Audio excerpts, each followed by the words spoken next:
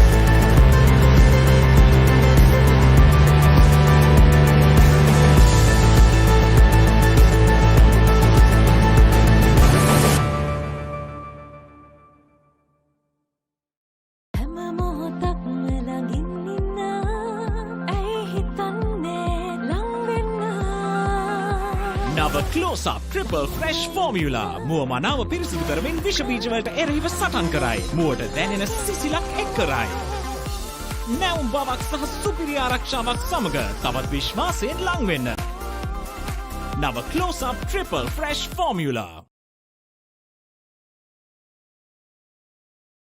A very good morning to everyone who's joining with us today for the third day of YouCon 3.0. So if you guys were joining with us throughout this whole program, I'm pretty sure that all of you would have gained valuable insights to the YouTubing and content creation aspect. And today we are going to give you guys a complete guide for travel fanatics. So through YouCon, we always bring you the best YouTubers all around the world. And today also we have two popular artists joining with us. So let's get to know the speakers.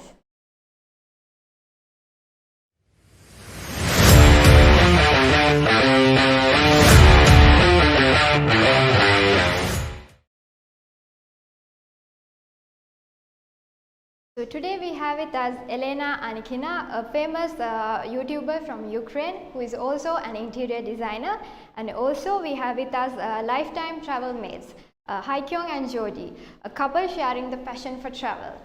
So Elena, Hyekyong and Jordi, how are you guys doing today, and how do you how does it feel to get connected with us through YouCon?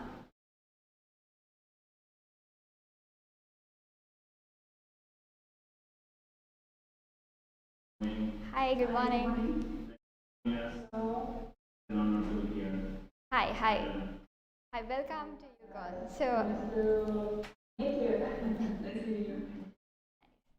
So yeah, To start off with the session, like I would like to take you all back to the days when you initially started your first YouTubing channel. So, like how did you select this particular arena in YouTubing, that is travel vlogging? Like who inspired you all to become travel vloggers? Elena can go first, no? Yeah, sure, Oh, of course. okay, we can go first. Okay, thank you. Thank you, guys.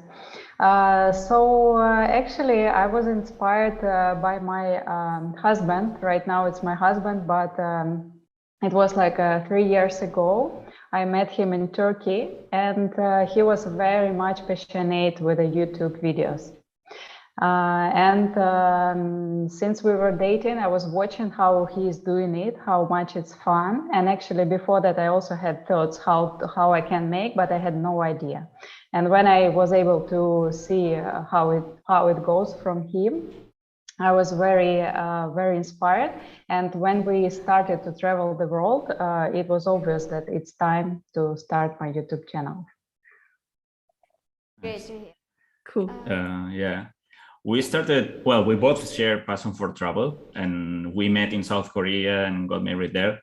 But we have a background of media and communication, and I always like to blog and tell stories writing.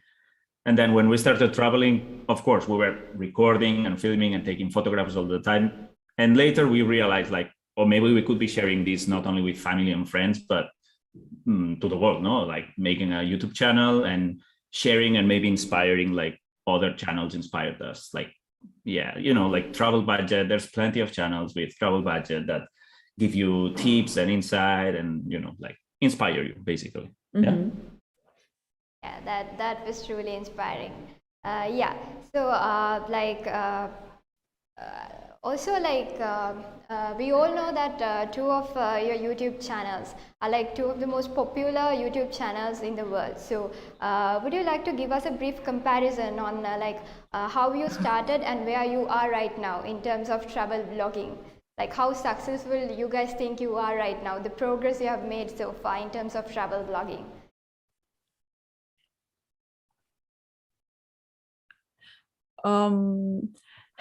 At the beginning, it started more like a travel journal just for ourselves, and also with sharing with our family members. So the video was, if you check our early videos, it was very, there's no storyline. It's not entertaining at all. It was kind of like boring, I would say. So it, of course, it didn't have many views, but later when we are more into the YouTube content creation, we realized that we need some kind of like storyline and some information, giving some informative, we need to make some informative videos. So we worked on more on that.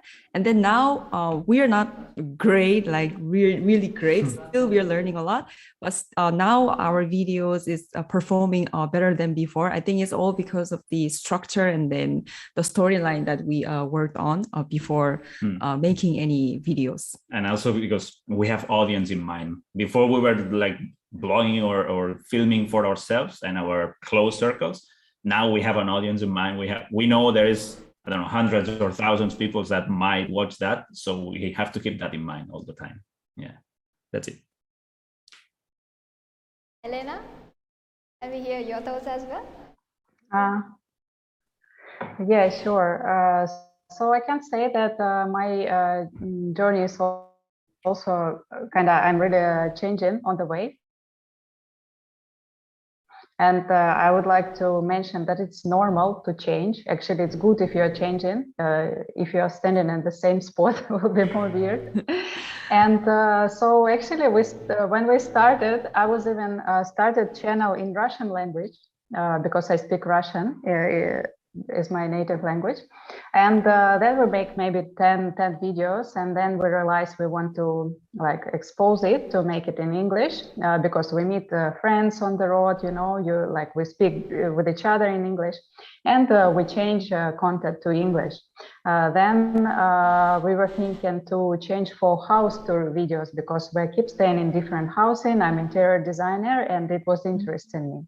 After that, I started to add some tips for freelancers because I do my job online. So that was always like some niche I could find better for me and be more helpful to my audience. So yeah, it's like it's an endless journey. I think if you have a YouTube channel, you can change it all the time. Yeah. Agree. So, Right. yeah, so now let's move on from the introduction to a bit of technical aspects of travel blogging. So according to your expertise and according to your opinion, how important is storytelling element to a travel blogger?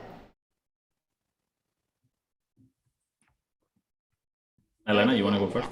Yeah, you can go first. Yeah. I think you guys go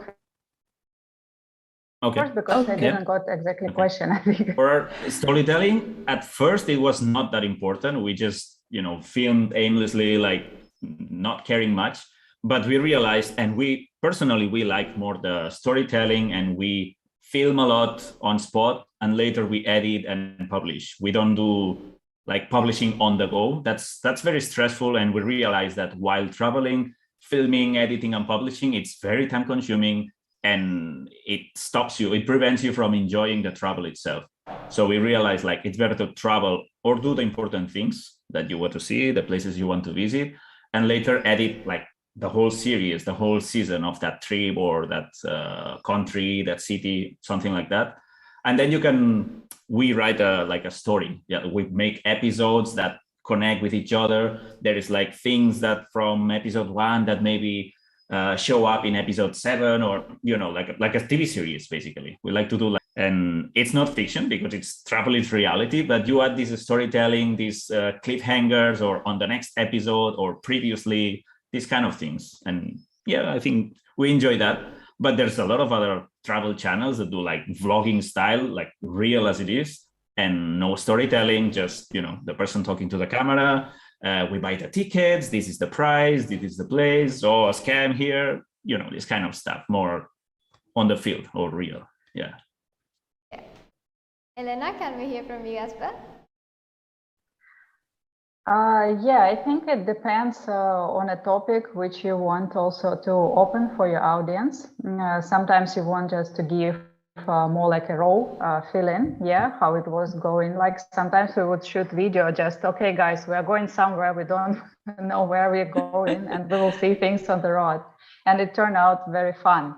So I think it's more actually related to travel vlogging. Yeah, but sometimes I have planned videos, especially when I want to share some tips and to not forget something important stuff. Then I will write a script, and I will try to make it structured and to be like clear for our audience. Yeah. So like, how do you incorporate such creative storytelling elements into your travel blogging videos? Like, is it something that people can master in a matter of like 2-3 days or a few weeks, or is it something like some sort of an art that you have to learn throughout your years of experience?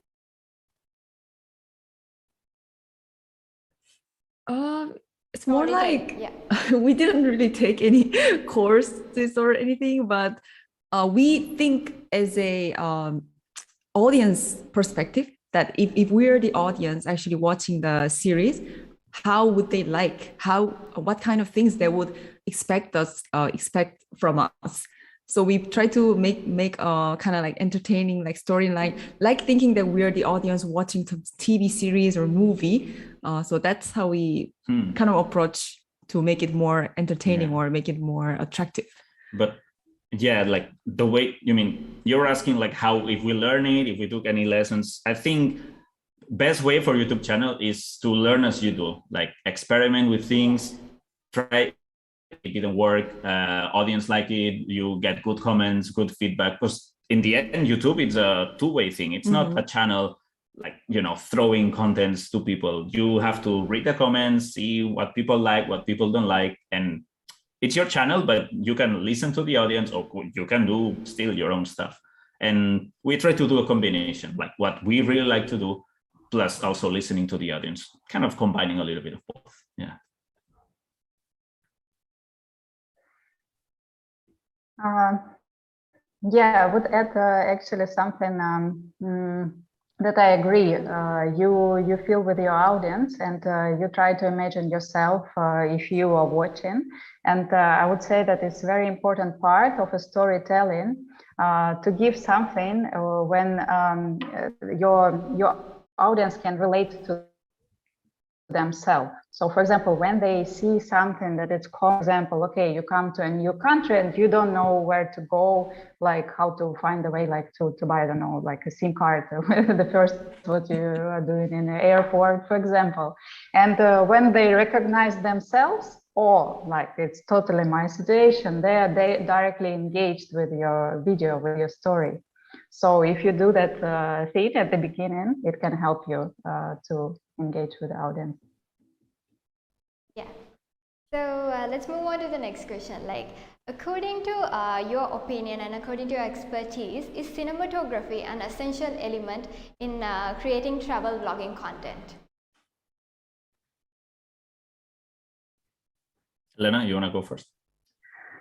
Yeah, I can say that it's sometimes fun, but it's not should be in every video. It depends also. So every YouTuber can choose their style. And sometimes it's nice when you have a time and when you have a good camera, you can make some beautiful shots. It depends also. For example, if we're in nature in Sri Lanka and we want to shoot wild nature, wild animals, it would be really nice to go closer with a zoom and shot it. Sometimes you go to like some local villages and you don't want to make people shy of your camera, and you will take small camera, for example, and you don't do any cinematic shots. So it depends of the content of the certain video. Oh, nice. Yeah, I agree with everything she said. And also these days, it's important to have it with a good quality camera, but it's not really necessary these days because I don't know, not many people knows this, but there are also a website that if it's necessary, you can also buy some content, like some drone shots or some cinematic images. You can actually, if you really want, you can actually buy it and then put it in your video. So it's not really necessary to have like really good, like expensive quality, like camera, like high quality camera. But yeah, you can also, if you want cinematic effect, of course, it's good to have some good quality image. Depends on the character of the content creation you're making. Yeah, but I would say it's not strictly related the price or the quality of your equipment. You can shoot like amazing travel videos with a phone. Yes. Nowadays, as long as you know like have the right angle and some light conditions, some volume or good sound quality, as long as these are like with certain standards, I think any device is okay to film. You don't need something really fancy or there's a lot of creative people doing amazing things with very simple devices. I've seen, right? Yeah. So when it comes to traveling, it's like you're living a very nomadic lifestyle, right? You're moving from one location to another. So with this all this volatility associated, how do you maintain the consistency of your cinematography, like your videography? How do you make it more quality and consistent each and every time?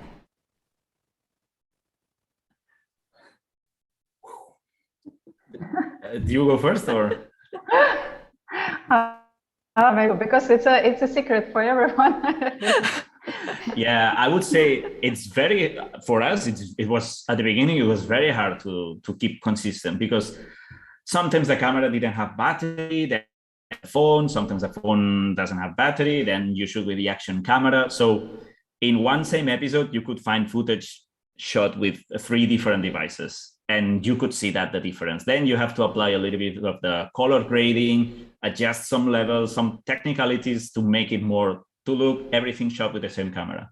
But later we realized that it's YouTube. It's not like BBC or Discovery Channel. It's YouTube and people want reality. If you shot something with a phone and something with a DSLR, no problem. People will understand. And it's in the end, what they want is the content, not the, people are not going to the cinema, right? It's YouTube. It's different. It's a different language. It's different image, different sound quality. So I think YouTube allows you some licenses to play with this, with like quality or black and white, or do whatever you want. In the end, it's your channel, so you can do whatever you want. And if you want to pixelate a whole video, go ahead. Audience might find it creative, right?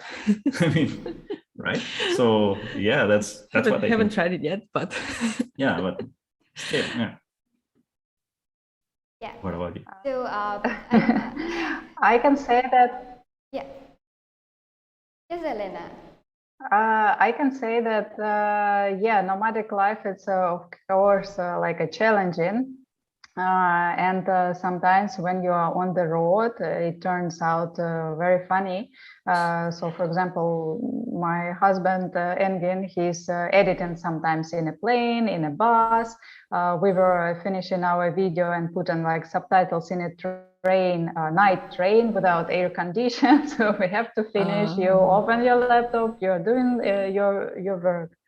So you just learn also how to manage it, but at the same time we are living nomadic life, and we travel in slow. I think guys also on that stage. So these weird situations happens not so often because we choose to have a base, feel comfortable, have a good internet, have everything. So in this way we can plan much better our videos. So what can the beginners to travel blogging do to enhance their storytelling and cinematographic skills? Wow, that's the $1 million question. I would say create as much as you can, publish, and people find their style, people find their way. As you know, you will see one video performing better than the others. That means you have to go that way. That's my opinion, in my humble experience. I mean, we're not that big. We realize that some things work better than others, but in our case, in some channel, some, I don't know, 20 minutes of a person talking to the camera might work perfectly, or some, like every channel has their style, and there is all kind of audiences looking for any kind of thing. So I would say find your way. Yeah. Find your style.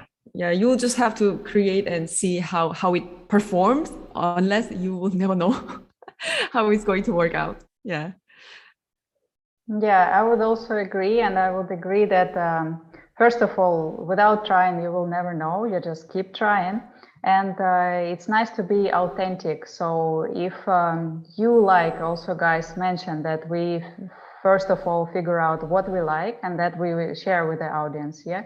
So if the person likes to just talk to camera for like 30 minutes and don't edit it, he will, if he really enjoy it and see the sense of it, he will find his audience.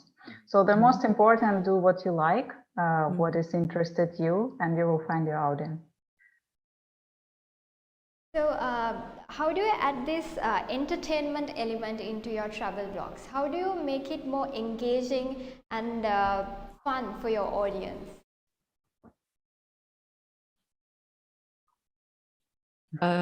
We go first? Actually, it's a bit hard question. I don't try to entertain the audience. I just try to share my feelings, what I see, what I think generally our lifestyle is entertainment already for people, because not so many people live that lifestyle. So this is it. Yeah, just share what I like, what I feel, and go for it. We also consider ourselves not a great entertainer, especially in front of the camera.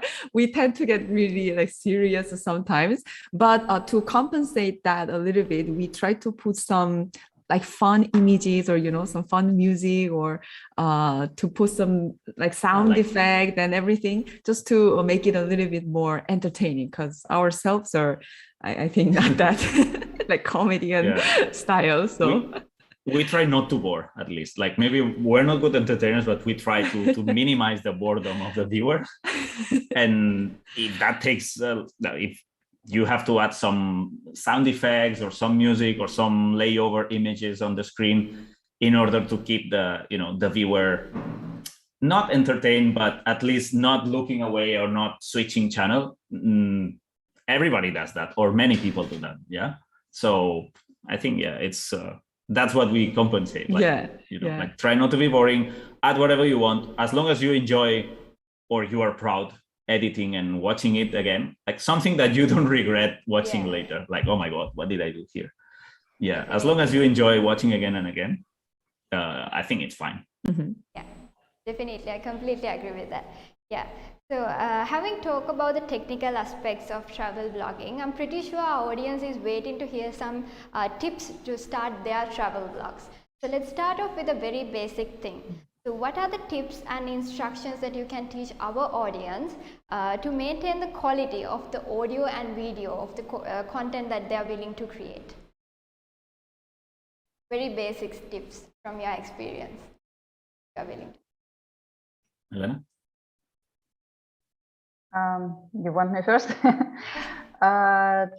So basically, you don't need too much, as guys also mentioned before, you don't need too much special things to give it a start, for sure. And some big channels even don't have too much when they already reach a big audience. So for sure, the most important is your desire, your creativity, and you can start with your phone.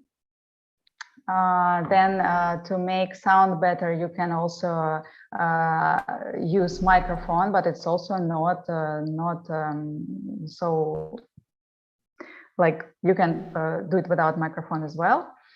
Just be sure that you don't close your microphone with your fingers. That's it. So this is like the basic tips. So you're ready to start with the phone. Right. Yeah. I agree with everything Lena says. I would add, wind is your enemy when you are talking to the camera. So we found many times that we had some amazing shots and us talking to the camera, and later we had to discard that because the wind was completely blocking our voice. So we had to put some music and voiceover and, these kind of things. Also, stability is very important. At least that's the feedback we got. Like, so many people hate or just change the channel when the video is not stable.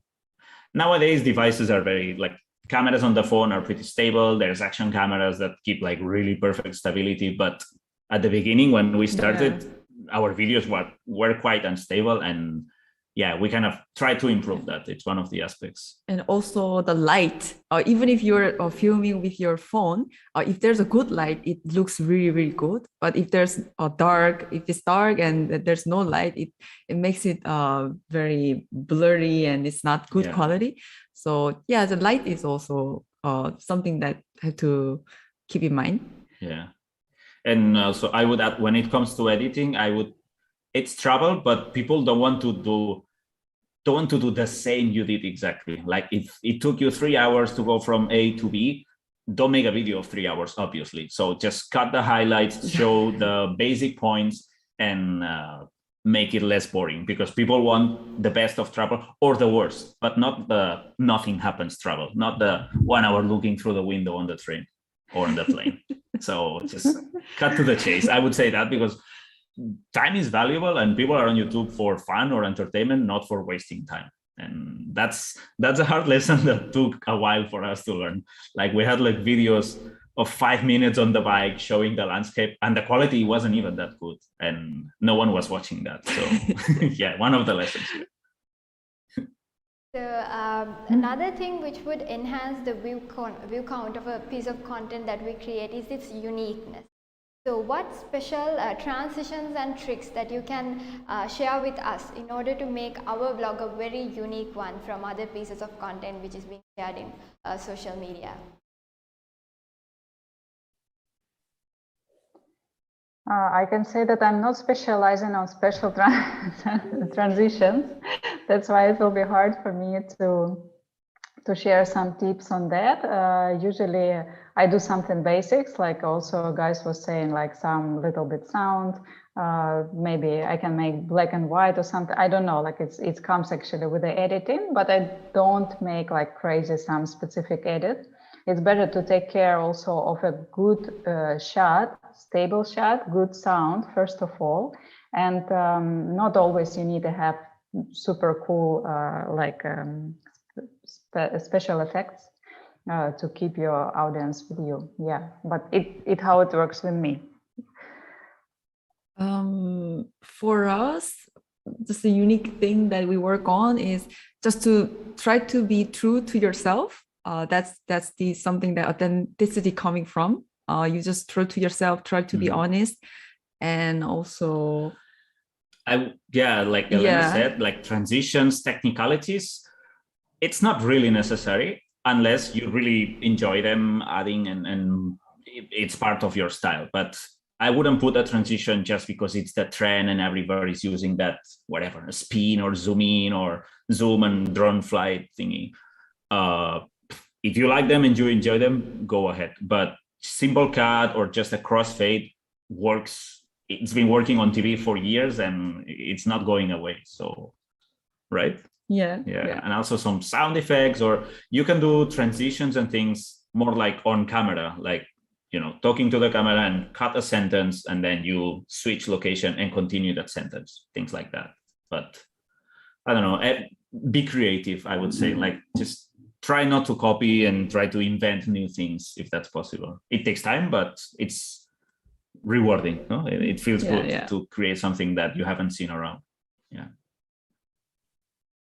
So and we all know that YouTubing is just a part of your lives, and apart from YouTubing, we know that you're engaged in several other occupations as well as you have other commitments. So how do you ensure that a fair portion of your time is allocated to travel vlogging? Like, how do you manage your time along with traveling?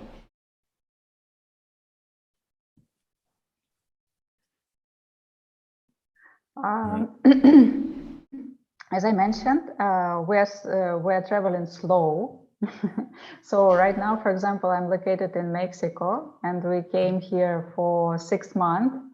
And we change our location actually in 1, 2, or 3 months sometimes. So our life basically also looks like almost regular, just in another part of the world. So we just living in a house, we have a base, we also like cooking, going, seeing some friends, and most of time we're working. Sometimes we go with a friend, see some interesting parts, right, and making video out of that. So it's like that. Yeah, for us it's similar. We've been the past 2 years here in India and we haven't traveled. We didn't take a plane or a bus in 2 years almost. So I don't know, while on the go, we try not to use time editing or thinking too much, because we try to enjoy the travel. And then after that, or editing in during moving, no? In a plane, on a train, or after the trip is finished and then you are settling in a new location, right? But we realized that it was too much time consuming the way we edit while traveling, and we rather enjoy and have more experiences on the place and later worry about editing, because in the end, YouTube is not our number one priority. Number one priority is the travel. YouTube and making videos comes after that. So I think if we enjoy the travels, the videos will come by themselves eventually. I mean, us making them, but you know. What else? Yeah, so we try to combine like traveling period and then the settling down in a place for a while, and then editing and working a little bit, and then we make another plan to travel for a while. But now, since the pandemic, it has been a bit difficult to travel around, so we've been just staying home most of the time. But we also do like meeting with friends and trying a local cuisine here and trying some food, and in a way as a traveling experiencing a new culture as a way. So a quick follow-up question on that, like, were there any specific instances where you had to completely, you know, stay away from creating content, stay away from travel vlogging because of other commitments that you were having? Well, we remember having power cuts or internet cuts that totally stop you from working with a laptop, but that didn't last long. Like maybe we had some storms this year and some cyclone that we had no power for 2 or 3 days. And we thought, okay, that's a vacation from our YouTube thing, right? Like we just didn't use the laptop at all. We kept in touch with the community with the phone sometimes when we got Wi-Fi or some 4G somewhere else, but it felt a little bit like vacation. Apart from that, if we feel sick, if you don't feel okay, we don't force ourselves to work because health is first as well, I think. What else? Yeah, I think That's it? Yeah. Yeah, I agree. I don't remember any like very long circumstances when we couldn't continue. When we were actually living in some parts, sometimes the internet was disappearing and it was really challenging. We were in very different areas trying to upload videos. So the hardest is to upload because you need a high speed. But we were able to handle it. It was always fine. Never too much aware of it. Yeah. So since we were discussing about the technicalities behind travel blogging, I would also like to ask this question, like a frequent issue that we all come up with when uploading content to social media is this copyright violations issue. So according to your expertise, what is the most simplest and easiest way that content creators can follow to omit these restrictions to get rid of this issue of copyright violation? Especially, the easiest way is in terms don't of use music. Okay, if we have to use background music, I would suggest YouTube has a fantastic library of copyright-free music. It's not the most, varied or eclectic selection of music, but it does the job. Later, if you want to upgrade, there is paid services. There is a ton of websites, platforms that allow you to pay like a monthly fee and download copyright-free music.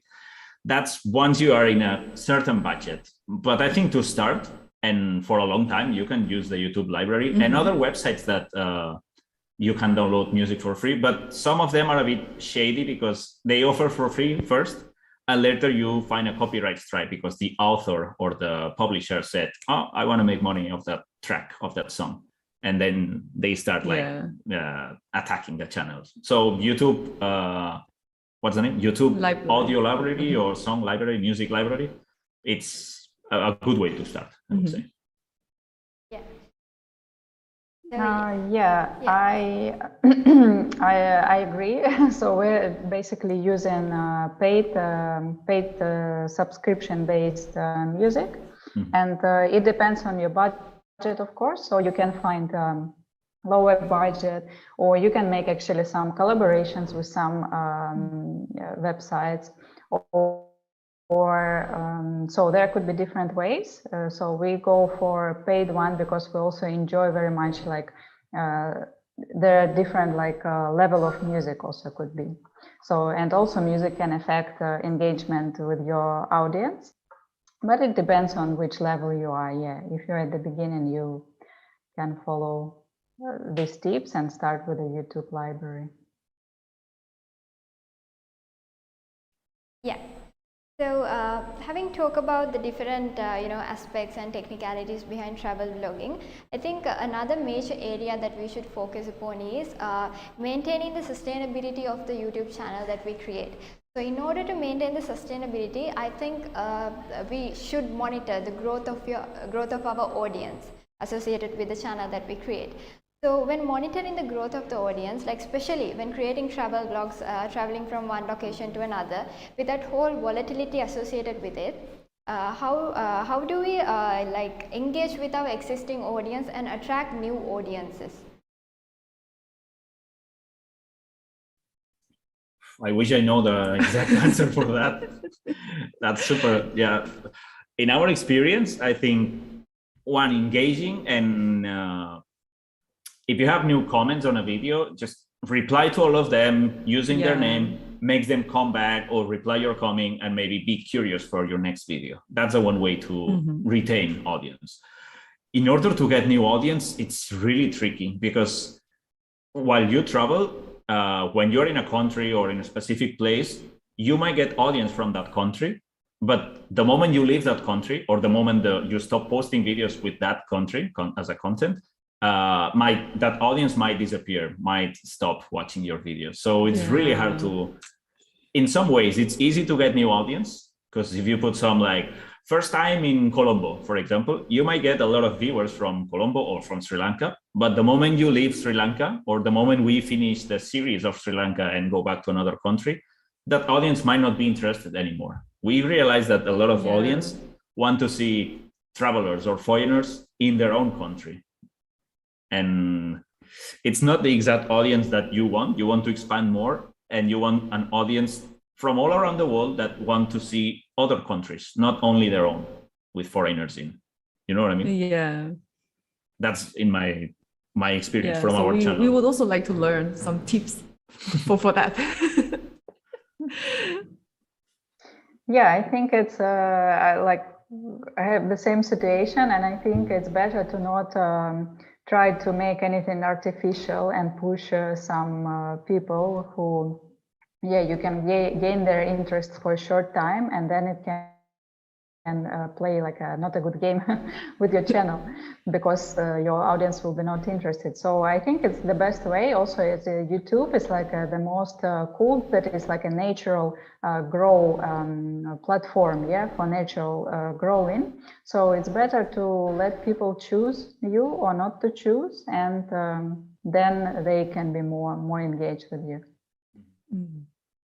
Yeah, also kind of becoming friends with the audience, like engage a lot and make them to follow your journey rather than your experience in their country. You know, like take them along with you. Like we are in Sri Lanka, later we are going to whatever country, and then bring your audience with you. That's the goal for us. Yeah. Still working on it. Also, I can add that sometimes we're trying, like because we're traveling, we are mostly associating with the travel content, but actually we try to give them content, some tips about freelancing or something about our personality. Then people actually interested more in our personality, and then they not so much related to which country you're located exactly. Yeah. So since you're catering multiple audiences simultaneously, an international audience, like are there specific techniques that you follow to produce a single piece of content targeting multiple audiences, different peoples, different backgrounds, different cultures, different tastes? Like how do you cater to everyone through a single piece of content? Wow.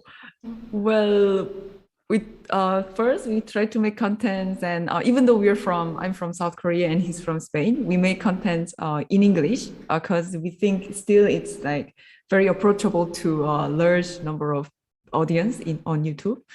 And also we try to incorporate in some content, YouTube content, we try to incorporate our cultures into it. For example, I started making some Korean food here in India, and try to, now the Korean food is getting a little bit popular. So I'm trying to work on more on that to engage with more audience, like expand the audience a little bit. And what else? Also, we make subtitles. It's important in order to more audience discover your channel. YouTube has an amazing tool to translate titles and to put subtitles in the videos. So we try to translate, Google Translate, not that we speak a lot of languages, but Google Translate can give you like first time in Colombo or whatever title, translate it into any other language, whether Vietnamese or Russian or Spanish or any language. And you might be lucky, and some audience speaking that language might find your video, and if it has subtitles with their language, they might stay. That's a good way to broaden your audience. It's not working that well for us. It's a lot of time consuming to make all the subtitles and all. But we got some people like, oh, thank you for adding subtitles in Arabic, for example. And there might be a lot of mistakes because it's auto-translate, and for sure, English to Arabic, it's not easy to translate for a machine. but people thanking us like, oh, thanks for adding subtitles, some mistakes, whatever, but they get the message, no? The video is understood. That's the point. Yeah, I agree on that. We're also using subtitles. And actually, some of languages we try to put even manually. It depends, yeah. So we are like from Turkey and Ukraine, and we have a good audience in Turkey. And for example, if we're speaking English, we try to put good Turkish subtitles. That is important. Yeah, so if you decide to focus on some another country, for example, guys can focus on their own, Spain and Spanish and South Korea, then they can add and work on. So I think it depends also where are you from, what is your goals, and then you can add definitely some language to expand your channel. So are constant updates a necessity element in maintain the sustainability of your YouTube channel? Like, how do you manage to update your feed more frequently and constantly despite your busy schedules?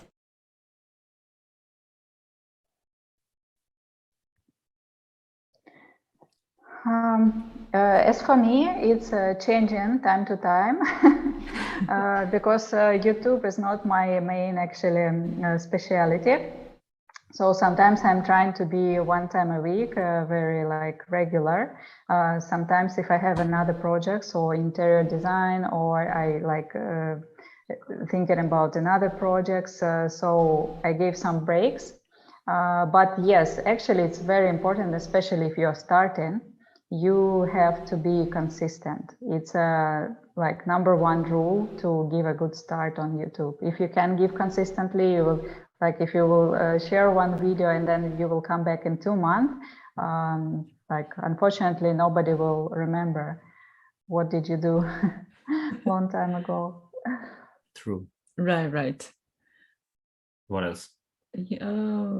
Yeah, at least maybe once a week, at least, right? I think once a week is the minimum you should start. If you go twice a week, you might get tired, but you might grow faster as well. So we had periods that we were publishing twice a week, but you might run out of content soon. Like, oh my God, we finished with all these videos. Now we need to travel more or film more in order to create more. We don't want that. We have a big backlog of travels from the past years. And we like to keep them in the store. And when we get inspired, we might edit some series and then publish weekly or even every 2 weeks. So you kind of, once you have the audience, you build it like, oh, and the next episode is coming in a week or in 2 weeks. And then you can put some trailers, some GIF on the community post, or some image of the video. Like, you build some hype, even though if the audience is small, still the audience can be small, but very engaged. I think that helps, at least as a creator, it motivates you to, oh, there's people waiting for the content. Let's build up. Let's make it exciting. Yeah. Right. Yeah. So moving on to this current context, like how did COVID-19 impact your vlogging journey? Because I'm pretty sure these travel restrictions would have affected your ability to create content and travel all around the world. So how did you tackle with this situation? Like, how did you manage to engage with your audience even during these unprecedented times to keep the momentum going, like to have a constant interaction with your audience? How did you manage to do it during these times?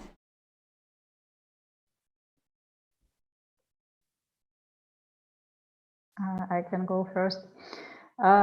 So basically, when just COVID happened, we were exactly in Sri Lanka, and we were living for 1 year and 1 month there. Wow. And actually, it was amazing. It was great, and the country is so beautiful. There's so much to discover. So we didn't lose anything.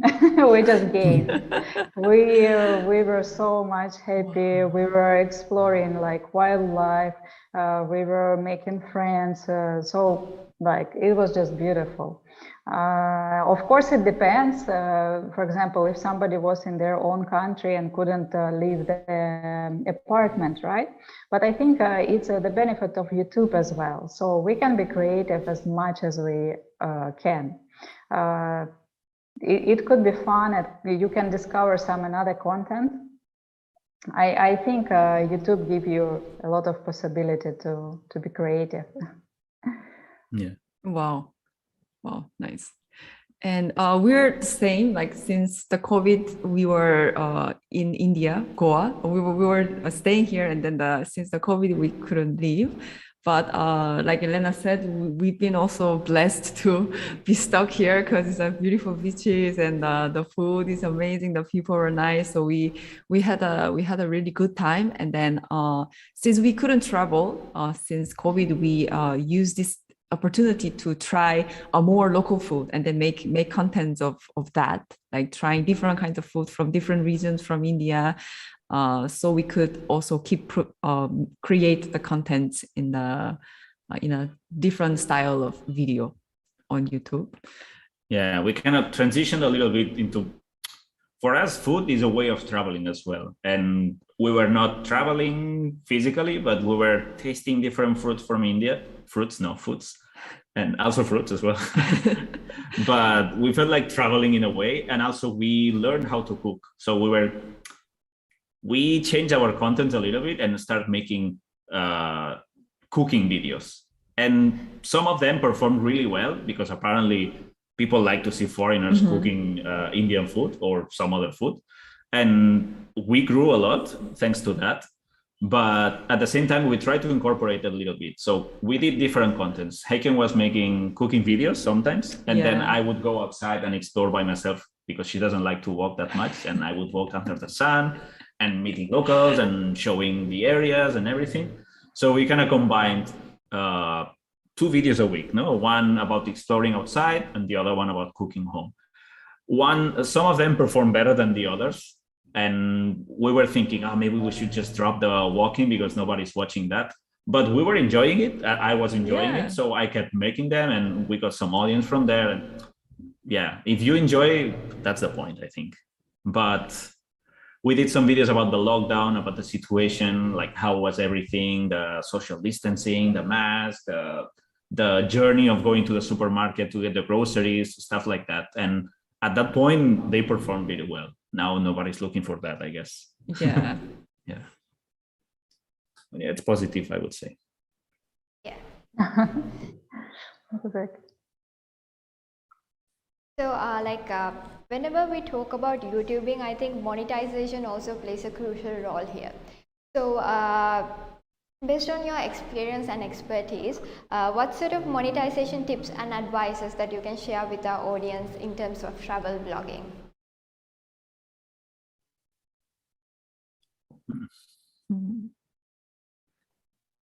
You want to go first?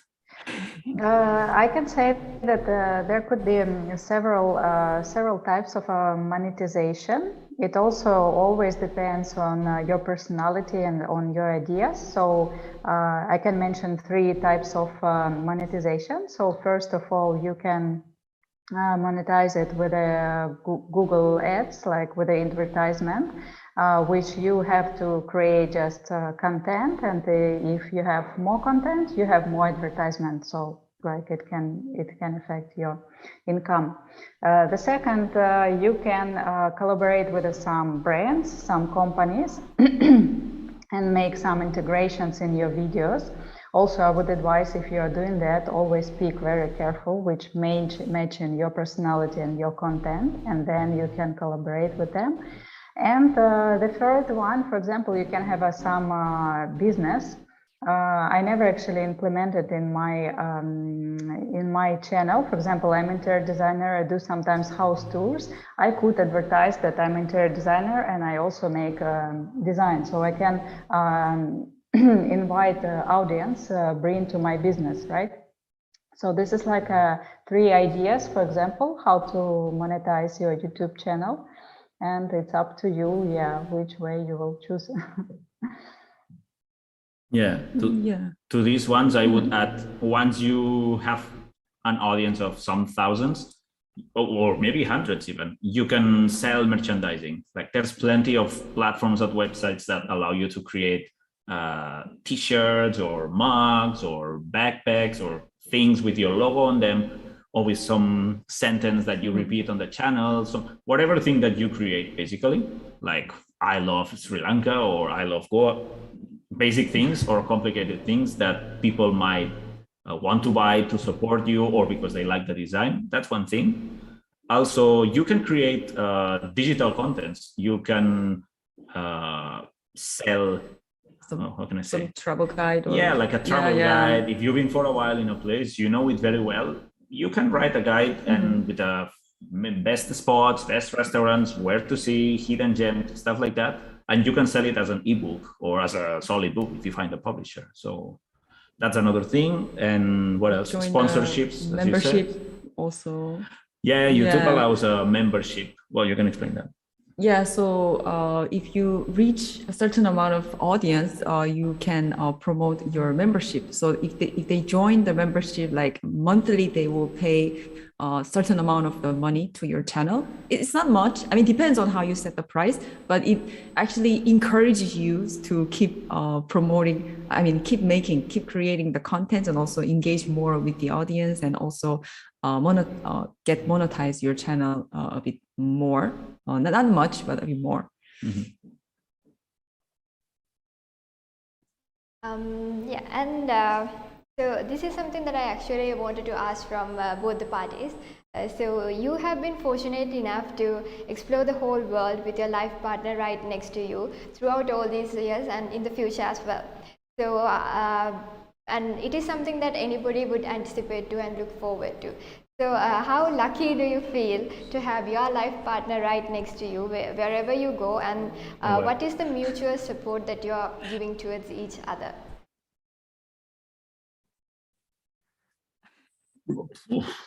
Well, as you said, we feel lucky because we both share this passion, and sometimes one feels lazy and the other one has to push, like, oh, let's go to this place, it's gonna be fun. No, I don't feel like that. But I think we try to find a balance. Like maybe I'm very adventurous and I want to do many things. Maybe she's more into other kind of things, but we find a balance. Sometimes I have to give up something and in order to do something that she prefers, or she gives up something, so we do some adventure thingy.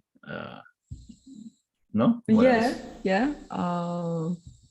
It actually really helps to have someone next to you. I mean traveling alone, it's also good, but also it really helps you to, especially when you're in a difficult situation, it really comforts you, in a way, to have someone traveling together. It's good to share good moments because you get to see, oh, look how beautiful is this, or look, this food is amazing, but also bad moments like, oh my God, we lost the train, we missed the train, or this thing didn't go as we expected. You have another person to share the bad moments, which is, I guess it's a good thing. Yeah, I would agree, of course. To have a partner always with you is like you always have to share with whom, and it's very supportive. It has another side also, that you're spending 24 hours together. Oh, yes, right. And sometimes it's become a challenge. But anyway, of course, we support each other, and it's nice to have a person who shares your values, your interests, your dreams, and you go, I think, much faster to your dreams when you're together. Yeah. So I think like with that, we actually touched upon almost all the corners of travel blogging. So, and I have no doubts that our audience, including myself, learned a lot today about travel blogging and all the areas associated with it. And we also got to listen to your beautiful experiences throughout your travel blogging journeys. So, before we wind up the session for today, let's check whether our audience have any questions to direct to our speakers.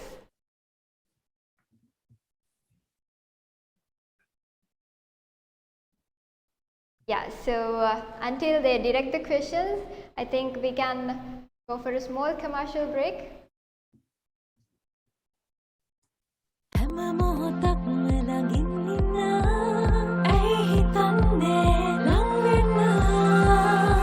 Nava Close Up Triple Fresh Formula මුව මනාව පිරිසිදු කරමින් විෂ බීජ වලට එරෙහිව සටන් කරයි. මුවට දැනෙන සිසිලක් එක් කරයි.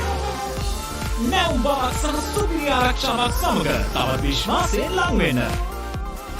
Nava Close Up Triple Fresh Formula.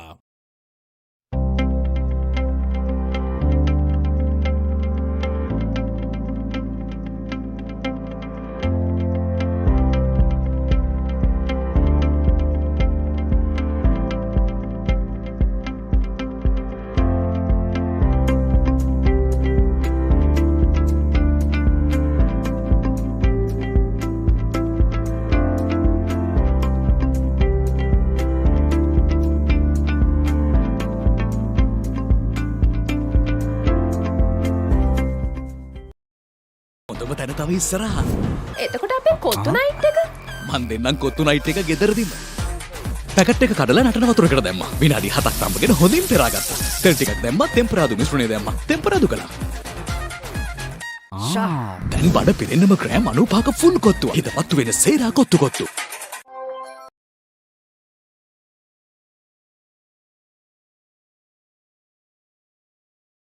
Hi, a very good morning to all the creative souls out there joining with us the day 3 of YouCon 3.0. And now I'm going to tell a very exciting news about a brand which gives youth a fresh breath and a fresh start to your day. And it is Close Up. Close Up is a brand that inspires people to turn mutual attractions into actions. We know nothing can ever replace the thrill of getting close to someone. But unfortunately, we also know that barriers hold people back from experiencing the most beautiful feelings of love. YouCon Organizing Committee, together with Close Up, has organized a content creating competition under the theme Free to Love. So all you have to do to enter the competition is to post or short videos on the theme Free to Love and WhatsApp it to the number 076 729 6263, and let me repeat it again. It is 076 729 6263. So hurry up and grab this amazing opportunity and stand a chance to win exciting gifts worth of rupees 35,000. So guys, stay tuned with us. It's your chance to unlock your true potential and awaken the YouTuber in you.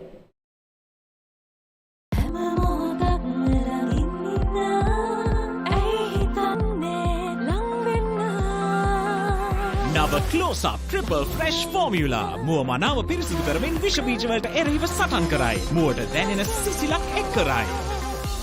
නැවුම් බවක් සහ සුපිරි ආරක්ෂාවක් සමග තවත් විශ්වාසයෙන් ලං වෙන්න. Nava Close Up Triple Fresh Formula.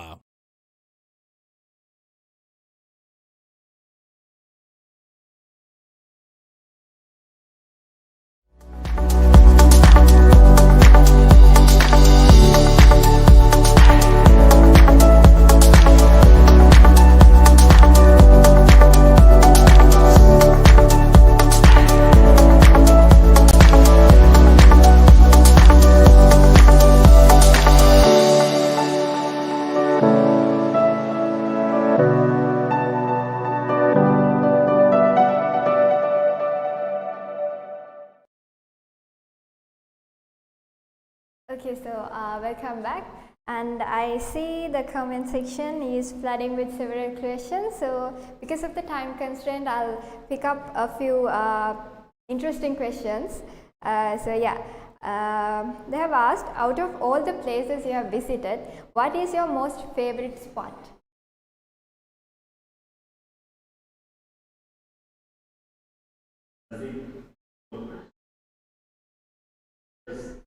We have very good favorite spots. Each place has magic. Amazing sunset in some place, sunset with other place. Really hard to choose a favorite one. Each has its magic and. If we have to pick in Sri Lanka, I will choose the sunset at Mirisa Beach.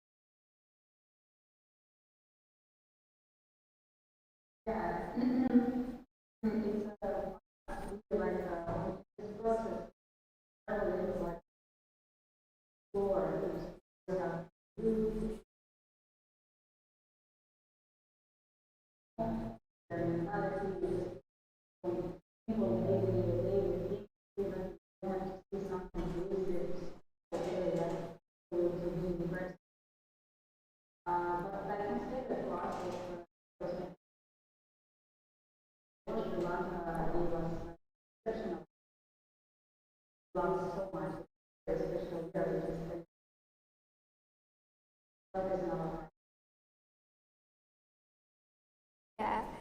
So another small question, like how do you prepare the flow of your travel blog when you're creating your content?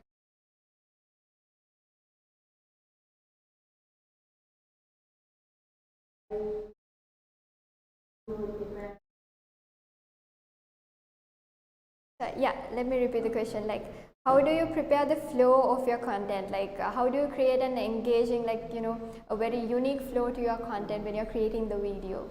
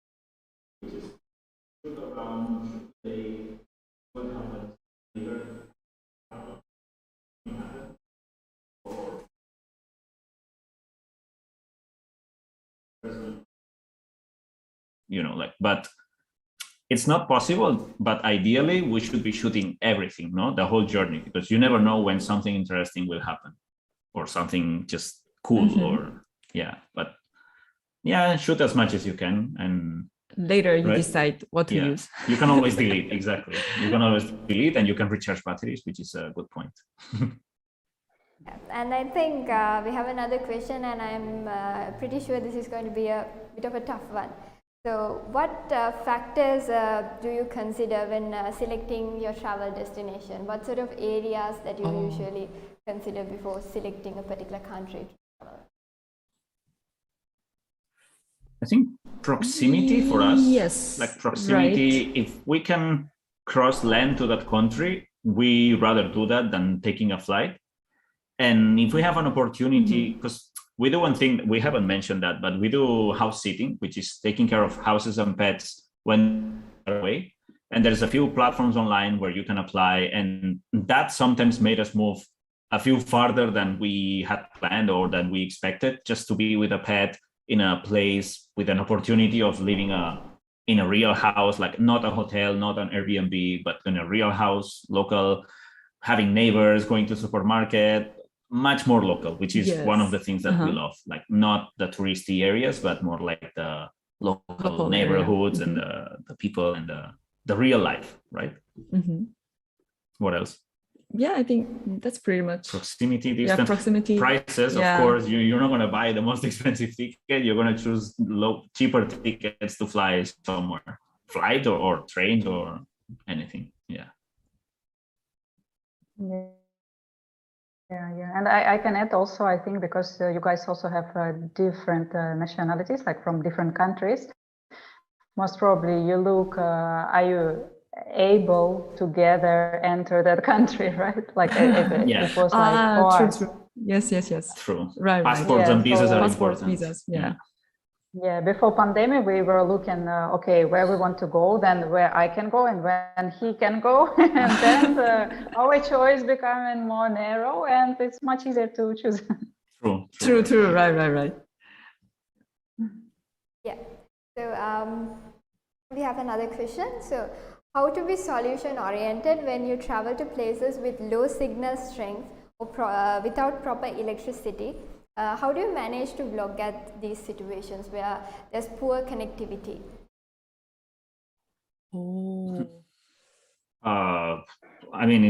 Well, we try to shoot as much as we can, and then there's always some places that has a good Wi-Fi or good Wi-Fi connection and good power supply. Then we try to find and go there, and then try to do the work, some delayed work there.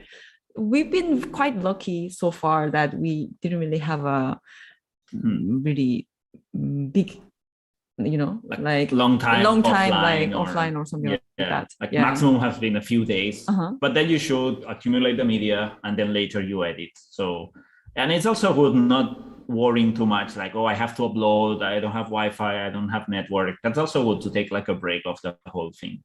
I think it's interesting too. Yeah. Yeah, for sure. You might have such a situation, and we would always find spots where they have a generator, for example, and where you have to be sure that there is a good enough speed, internet speed, and there is a power like electricity. So yeah, if you're doing work online, you always need to figure out where you can go. Like you need to have a backup plan. Yeah. So I think with that we can actually conclude the session for today. So before we wind up, I would like to thank Elena, Hyekyong and Jordi for joining us today. Thank you for having us. Thank you so much. Thank you. Yeah, for joining us today to share your experience insight with these passionate delegates. So thank you so much once again, and it was truly a pleasure having you guys. Thank you for having us. Thank you. See you next time. Thank you. See you next It's time. been an honor. Nice to meet you, Elena, too. Bye-bye. Nice to Thank meet you. you Thank you guys. for Bye. Take care. Stay safe.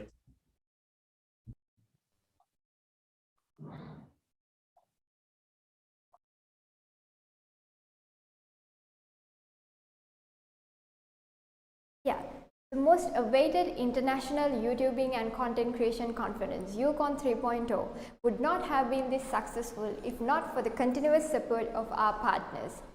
So, representing our silver partner, Sima Sri Lanka, the world's largest and leading professional body of management accountants, Mr. Kit Pereira is here with us today to speak a few words to our audience. Mr. Kit, over to you.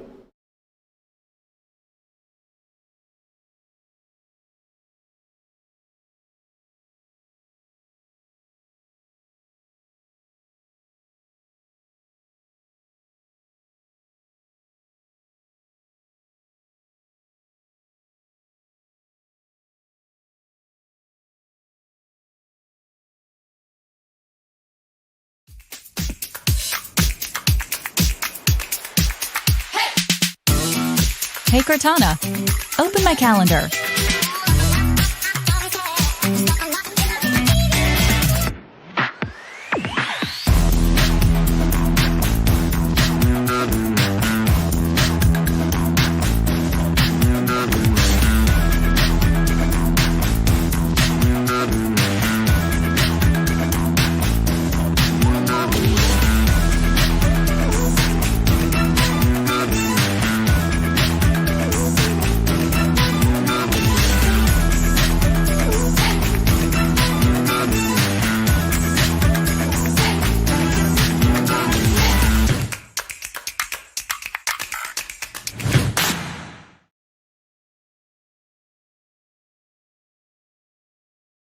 Formula නැවුම් බවක් සහ සුපිරි ආරක්ෂාවක් සමග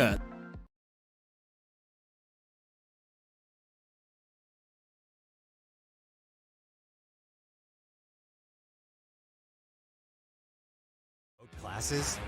What if you could retain the attention throughout the class? Introducing the new gamification option. Now the tutor can set up a little game for you. Hurry up and catch the character. Yes, you did it right. Your remote training sessions won't be boring anymore. Say goodbye to your typical remote classrooms because the ideal platform is now at your fingertips with unique, innovative features. It's fun, it's affordable, and it's effective. Tutti.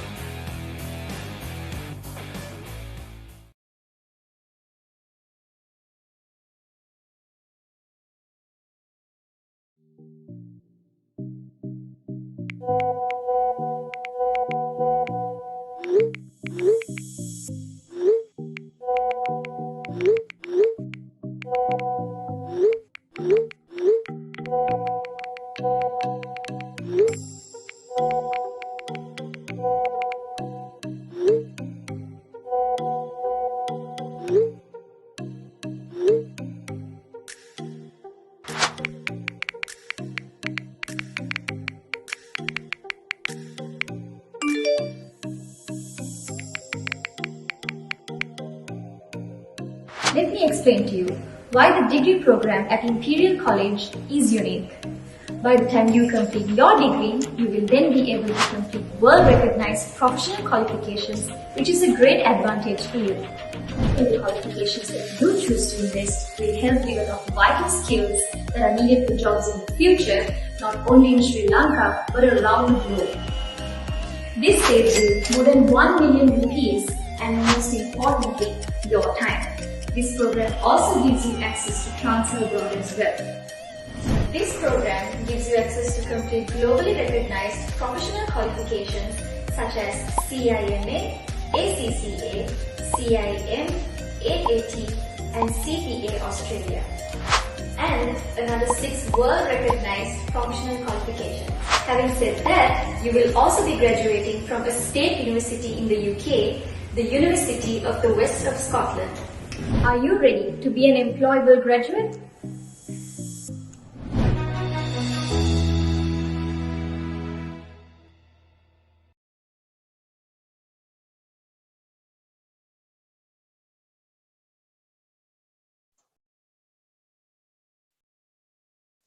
A very good afternoon to all AIESECers and all other participants. Well, we know change is inevitable, and at this point, we should either be part of the disruption or lead the disruption. I believe YouCon 3.0 is a very good example for the change in new trends, how the youth is now continuing and stepping up to lead the process of reimagining, reinventing the traditional ways. It's an honor for getting this opportunity for SEMA to be part of this extraordinary event. And I personally take the responsibility to deliver a bit of more value to the event by taking you through the importance of reskilling, relearning to be future ready. Let me start an interesting study led by the McKinsey Global Institute. In 2017, McKinsey Global Institute published a research which mentioned by 2030, up to 375 million people may need to change their jobs and to learn new skills. This is way back when there was not a slight hint of COVID or of a post-pandemic economy. Way back when we were just about to start conversation on online presence, gig economy, and social media monetization as a career. 2030 is only 9 years away, and this number seems 100% valid and actually be more as well. It's not just one institution, but we see a lot of recognized global bodies who are the foremost authority in future predictions and forecast, letting the world know things are about to change in a very rapid way. For example, take esports, online influencers, online tutors, digital entrepreneurs. Well, these designations, job titles, career paths were unheard and thought as a rather a hobby than a way of living few years back. But here we are talking about the very same topics. not only once starting primary school now, this will be quite relevant to all of us. We will have to start embracing new designations, create new career paths in the coming 5 to 10 years' time.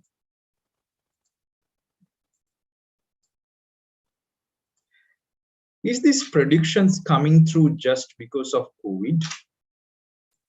Well, not really. COVID is the push we all needed to jump off the edge to embrace the disruption. For the past 1.5 years, it's true we heard a lot of negative stories, experience, but we saw a lot of success stories as well. Small-time companies became giants, millionaires became billionaires, and unfamous, ordinary, but very creative people became famous and started to earn millions amidst the pandemic. What's the secret behind these success stories? It's having the right set of skills to leverage and create business opportunities through even an uncertain time. Talking about skills, competencies, and knowledge, COVID-19 has a huge impact on education, which is the primary source of all success stories. I'm not just talking education from a renowned university or a school, but acquiring the skills and competencies which last